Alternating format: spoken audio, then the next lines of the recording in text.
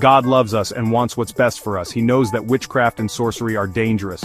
These practices lead people away from God. He warns us in His Word, the Bible, not to get involved with such things.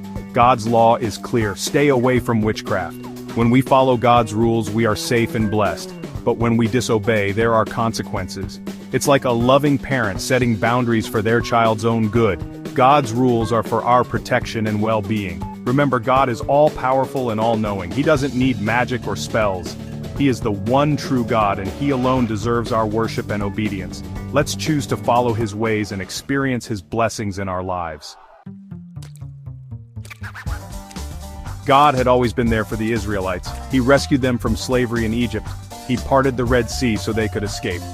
God even provided food from heaven called manna when they were hungry in the desert.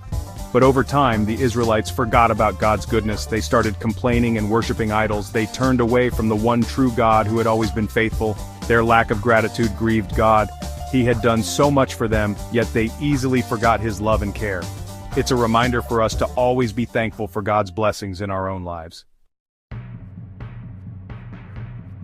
God had always planned to rule His people directly, but the Israelites wanted to be like other nations with a human king. They went to the prophet Samuel and demanded a king. Samuel warned them. He said a king would take their sons for his army, their daughters for his servants, and their best fields for himself. But the people refused to listen. They were stubborn and wanted their own way. This shows how easily we can be swayed by what seems popular instead of trusting God's plan. Sometimes what we think we want can lead us away from God's best for us.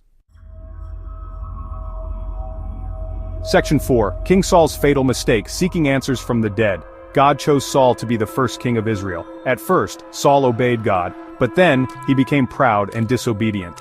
In a moment of desperation, Saul turned to a forbidden practice, necromancy. Saul wanted to know the outcome of an upcoming battle. He went to a woman known as a medium, someone who claimed to contact the dead. This was strictly forbidden by God. Yet Saul ignored God's commands and sought answers from the wrong source. This act of disobedience had dire consequences for Saul. It showed a lack of faith in God's plan, and ultimately led to his downfall. Section 5. Trusting in God, the only way to live. The story of Saul is a warning for us.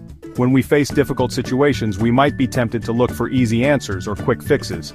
But God calls us to trust in Him, even when we don't understand. God is always with us. He knows what's best, and He has a plan for our lives. Instead of turning to witchcraft, fortune-telling, or other forbidden practices, let's seek God's guidance through prayer, reading His Word, and listening to